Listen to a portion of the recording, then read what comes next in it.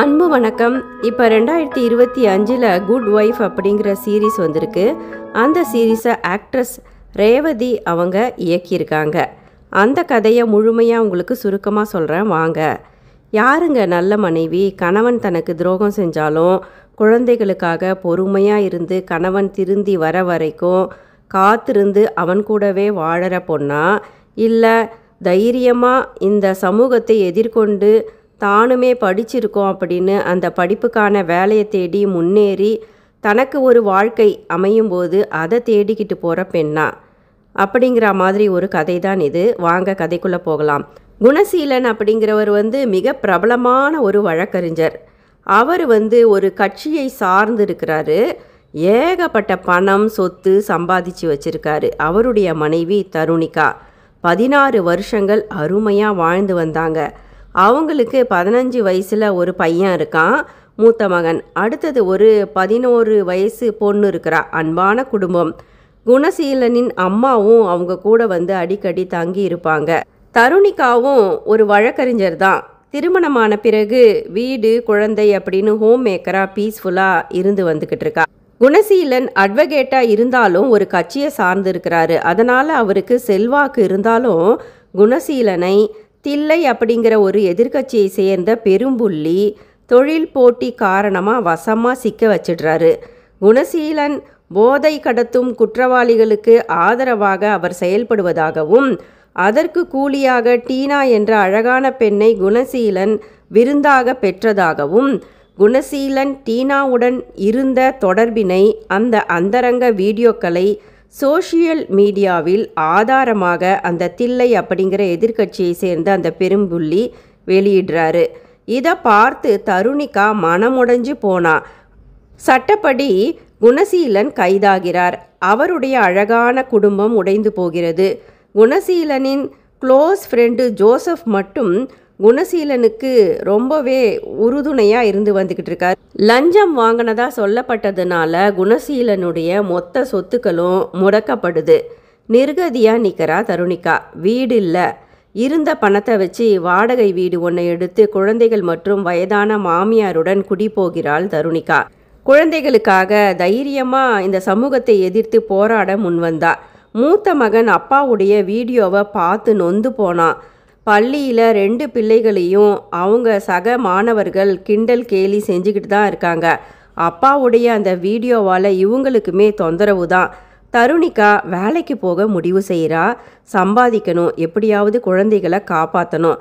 தனது கல்லூரி நண்பனான ஹரி கிட்ட விசாரிக்கிறா. இவ லாயராக ஏற்கனவே படிச்சிருந்தா, ப்ராக்டிஸ் பண்ணியிருந்தா. ஹரியும் அவனது பாஸான லாவண்யாவும் பார்ட்னர்ஷிப் ஃபேம் ஒன்றை நடத்தி வருகின்றனர். அந்த நிறுவனத்தில் வழக்கறிஞர்கள் அதிகமாக ஜூனியர்களாக வேலை செஞ்சு வந்துக்கிட்டு இருக்காங்க. வர்ற கேஸ்களை எல்லாம் எடுத்து நல்லபடியாக வெற்றியை ஜெயித்து தர்றது தான் அவங்களுடைய முழு குறிக்கோளாக இருந்து வந்துக்கிட்டு இருக்கு. அந்த வழக்கறிஞர்களின் நிறுவனத்தில் ஜூனியராக இப்போ நம்ம தருணிகாவும் தன்னுடைய கல்லூரி நண்பனான ஹரியுடைய சிபாரிசில் சேர்ந்துட்டா. தருணிகாவும் ஹரியும் கல்லூரி நண்பர்கள் மட்டுமல்ல, அவர்கள் கல்லூரி கால காதலர்களும் கூட.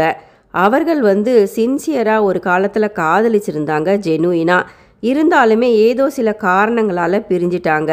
நம்ம தருணிகா தன்னுடைய கணவர் குணசீலனை விரும்பி தான் கல்யாணம் பண்ணிக்கிட்டா.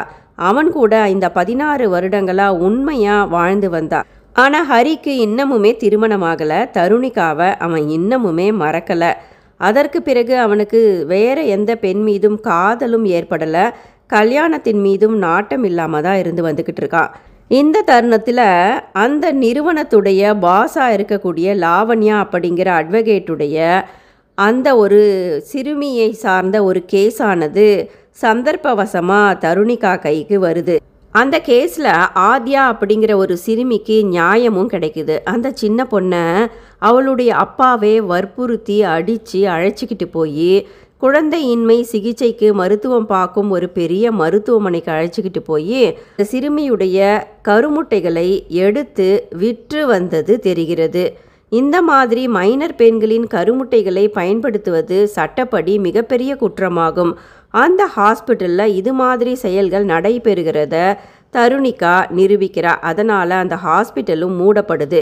இது ஒரு கேஸு. இப்போ தருணிகா தன்னுடைய திறமையை கொஞ்சம் கொஞ்சமாக நிரூபித்து வந்துக்கிட்டு இருக்கா. அது மட்டும் இல்லை, தன்னுடைய சக பழைய காதலனுடைய ஹரியுடைய கேஸ்லையும் அவள் உதவியாக இருந்துக்கிட்டு வந்துக்கிட்டு இருக்கா.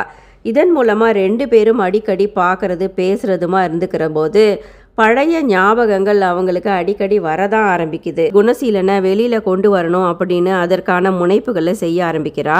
குணசீலனுக்கு பெயிலும் கிடச்சிடுது.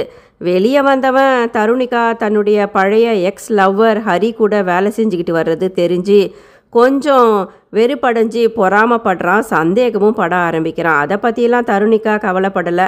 குழந்தைகள் கூட அன்பு பாராட்டினாலும் மனைவியோடு அவனால் பழைய அந்த காதலோடு கணவனாக இருக்க முடியல. ஏன்னா தருணிகா கணவனை மன்னிக்க தயாராக இல்லை. அந்த அந்தரங்க வீடியோவை கண்ணால் பார்த்ததால் அவளால் மறக்க முடியல. குணசீலனின் நண்பனான ஜோசப் மட்டுமே குணசீலனை ஒரே அடியாக விடுதலை செய்யணும் அப்படின்னு முழு முனைப்போடு இருந்து வந்துக்கிட்டு இருக்காரு. அதற்கான சாட்சிகளையும் சேகரித்து வந்துக்கிட்டு இருக்காரு. குணசீலனுடைய கேஸை ஹரி, அதாவது தருணிகாவுடைய எக்ஸ் லவ்வர் முன்னெடுத்து நடத்த ஒப்புக்கிறாரு. காரணம், இந்த குணசீலன் ஹரியின் வேறு ஒரு கேஸில் இக்கட்டான ஒரு நிலைமையில் தன்னுடைய செல்வாக்கை பயன்படுத்தி அந்த இன்சூரன்ஸ் கேஸில் அந்த கேஸை நம்ம ஹரி வெற்றி பெறதுக்கு உதவியாக இருந்திருக்கிறான். அதனால் இப்போ ஹரி குணசீலனின் கேஸை எடுத்து வாதாட சாட்சியங்களை சேகரிக்க ஆரம்பிக்கிறான். குணசீலன் ஒரு குறிப்பிட்ட கட்சியை சார்ந்து இருக்கிற காரணத்தினால அவன் மீது போடப்பட்ட பழிவாங்கும் கேஸ் இது அப்படின்னும், குணசீலன் லஞ்சம் எதுவும் வாங்கியதற்கான சாட்சிகள் எதுவும் இல்லை அப்படின்னும் ஹரி நிரூபிக்கிறதுக்காக முனைஞ்சிக்கிட்டு இருக்கான். டீனா அப்படிங்கிற அந்த பெண்ணுடைய உறவை லஞ்சமாக குணசீலன் பெறவில்லை. டீனாவுடைய அக்கௌண்ட்டுக்கு ரூபாய் 20,000 குணசீலனின் அக்கௌண்ட்டிலிருந்து வந்திருப்பதை சாட்சியமாக கொடுத்து டீனாவுடன் குணசீலன் உறவில் இருந்தது உண்மையாக இருந்தாலுமே கூட அதற்காக குணசீலன் பணத்தை மாதம் டீனாவின் அக்கௌண்ட்டுக்கு போட்டதை சாட்சியங்களோடு நிரூபிக்கிறார் ஹரி. ஆனால் குணசீலனுக்கும் அந்த பெண்ணோடு தொடர்பு இருந்தது மட்டும் புரிந்து போகிறது நம்ம தருணிகாவுக்கு. கணவனுடைய துரோகத்தை தாங்க முடியாமல் அவள் தவித்து வந்தாள், மன உளைச்சலில் இருந்தாள். அந்த நேரத்தில் நம்ம ஹரி தன்னுடைய பழைய காதலியான தருணிகாவுக்கு ஆறுதல் சொல்கிறாரு. இன்னமுமே நான் உன்னை காதலிச்சுக்கிட்டு தான் இருக்கேன், நீ என் கூட வந்துடணும்னு நினச்சா வரலாம், உனக்காக நான் என்றைக்குமே காத்துக்கிட்டு இருப்பேன் அப்படிங்கிற மாதிரி ஹரி தன்னுடைய ஆறுதல் வார்த்தைகளை தருணிகா கிட்ட சொல்கிறான். ஆனால் தருணிகா இல்லை நான் என்னுடைய குழந்தைகளுக்காக வாழணும்னு நினைக்கிறேன், அவங்களுடைய எதிர்காலம் தான் எனக்கு முக்கியம் அப்படின்னு நிராகரிச்சுட்டு குழந்தைகளை காட்டிட்டு அவள் அங்கேருந்து வெளியே வந்துடுறான். விடுதலையாகி வந்த குணசீலனுக்கு பெரிய பாராட்டு விழா நடக்குது. அவனுடைய நண்பனான ஜோசப் தான் அந்த விழாவை ஏற்பாடு செஞ்சுருந்தான். மனைவியாக அந்த விழாவில் தருணிகாவும் இருந்திருந்தா. நிறைய பத்திரிகையாளர்கள் அங்கே குழுமி இருந்தாங்க. கணவனும் மனைவியாக குணசீலனும் தருணிகாவும் ஒத்துமையாக இருக்கிறா போல் அந்த பத்திரிகையாளர்கள் முன்னிலையில் அவங்க காட்டிக்க வேண்டியதாக இருந்தது. தருணிகாவுக்கு அந்த நேரத்தில் அவளது கல்லூரி காதலனான ஹரியிடமிருந்து வாட்ஸ்அப்பில் ஒரு வாய்ஸ் நோட் வருது. அதை அவள் கேட்க இருந்த தருணத்தில் குணசீலன் நண்பனான ஜோசப் அவளை அங்கே மேடைக்கு போகுமாறு அழைக்கிறாரு. அப்போ தருணிகா கிட்ட இருந்து அந்த ஃபோனை குணசீலனின் நண்பன் ஜோசப் பிடுங்கி வாங்கிக்கிறாரு. நீ மேடைக்கு போமா அப்படின்னு சொல்கிறாரு. சந்தர்ப்பவசமாக அந்த வாய்ஸ் நோட்டை ஜோசப் கேட்க நேரிடுது. வாய்ஸ் நோட்டில் ஹரி தருணிகாவுக்கு என்ன அனுப்பியிருந்தாருன்னா, தருணிகா நீ உன் குழந்தைகளை காட்டி உன் வாழ்க்கையை துன்பத்தில் போடாத, குணசீலனை நீ விரும்பலை அப்படின்னா குணசீலன் துரோகம் செஞ்சது உண்மை அப்படின்னு நிரூபிக்கப்பட்டுடுச்சு, அவரிடமிருந்து நீ விலகி வந்துடு, உனக்காக நான் காத்திருக்கேன், உன் குழந்தைகளை நான் அப்படியே ஏற்றுக்கிறேன், அவங்களுக்கும் நான் பாதுகாப்பாக இருப்பேன் அப்படின்னு அந்த வாய்ஸ் நோட்டில் ஹரி சொல்லியிருந்தார். அதை கேட்ட உடனே ஜோசப்க்கு மிகப்பெரிய ஆச்சரியம். உடனே அந்த வாய்ஸ் நோட்டை டெலீட் பண்ணிடுறாரு ஜோசப்பு. தருணிகாவுக்கு தன்னுடைய பழைய காதலன் குழந்தைகளோடு நீ வந்துடு, குழந்தைகளை நான் ஏற்றுக்கிறேன் அப்படின்னு சொன்னது தெரியாமலே போயிடுது. நன்றி.